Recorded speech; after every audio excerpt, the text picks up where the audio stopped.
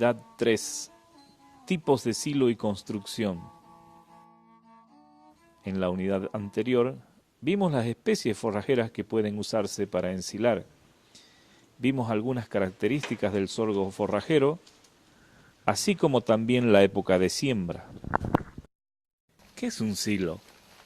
Un silo es un lugar donde se guarda el forraje verde por un cierto tiempo para que se mantenga fresco sin perder sus cualidades nutritivas.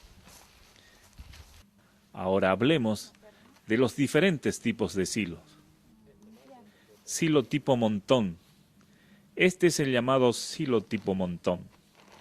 Hacerlo resulta barato, porque solo se necesita una parte limpia del terreno donde podamos amontonar el forraje y un plástico para cubrirlo. Pero tiene un problema. Puede entrarle agua y aire al forraje ensilado. Este silo se llama búnker. Se lo utiliza para guardar gran cantidad de forraje. Se adapta mejor a zonas húmedas porque el material del que está hecho no deja pasar la humedad del suelo. Pero construir un silo de este tipo resulta caro por el material que se utiliza en su construcción. ¿Y cómo construir? Silo tipo zanja o trinchera. Este es un silo tipo zanja o trinchera. Este tipo de silo es el que más se adapta a esta zona. El silo tipo zanja o trinchera es barato y fácil de construir. Ahora veamos cómo se construye un silo de este tipo. Lo primero que debemos ver es dónde construir el silo y qué tamaño tendrá. El lugar elegido deberá estar próximo al corral para facilitar el traslado del ensilaje.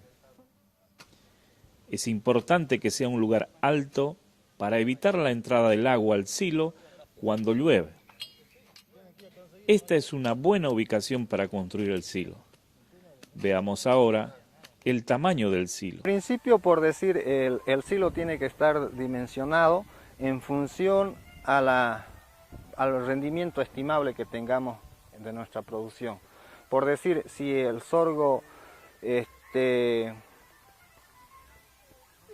nos va a rendir alrededor de unas 30-35 toneladas de materia verde, o el maíz alrededor de 45-50 toneladas de materia verde, tenemos que diseñar un silo de esas, con la capacidad para almacenar esa cantidad. Vale decir que estamos hablando de entre unos 14 a 18 kilos más o menos por metro cúbico de ensilaje, ¿ya? En función de eso hacemos la relación. Y ahora, unos animales, he sabido, los animales que tienen un peso vivo arriba de los 400 kilos necesitan alrededor de 40 a 50 kilos diarios de materia verde o de materia seca para comer. Y en función de eso hacemos los cálculos, ¿no es cierto? Y también en función a la cantidad de ganado que pueda tener el productor o cuántos animales va a dar de comer. O sea, todo parte por el principio de que el productor diga: quiero sembrar para dar de comer durante tanto tiempo a tantos animales. Y en función de eso se define la superficie y qué cultivo se va a hacer. Se recomienda que el silo tenga 1 metro de profundidad. Este silo tendrá 7 metros de largo por 5 de ancho y 1 metro de profundidad. Es necesario construir el silo anticipadamente para tenerlo listo cuando se inicie la cosecha del sorgo para elaborar nuestro ensilaje. 2 personas lo construyen en un día. Las paredes del silo deben tener un declive. Esto facilita el apisonado y sellado del ensilado. Un silo de este tamaño alcanza para almacenar forraje para 20 vacas durante 3 meses. Si tienen más animales y necesitan alimentarlos por más tiempo, deberán construir un silo más grande. Deben tener en cuenta todas estas recomendaciones, ya que este silo les servirá por varios años. En la cartilla del participante encontrarán la información detallada sobre cómo calcular el tamaño del silo que cada uno de ustedes necesita. Se puede usar un plástico común que podrán encontrarlo en cualquier mercado.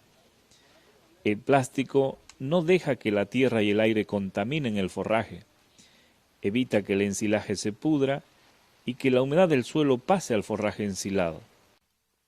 Primero se debe cubrir el piso y las paredes del silo con plástico. Ahora el silo ya está en condiciones de ser llenado. Recordemos, en esta clase vimos los diferentes tipos de silos, tipo montón, tipo búnker. Hablamos de las ventajas y desventajas de cada uno de ellos. Vimos en detalle el silo tipo zanja o trinchera, dónde ubicarlo y cómo construirlo.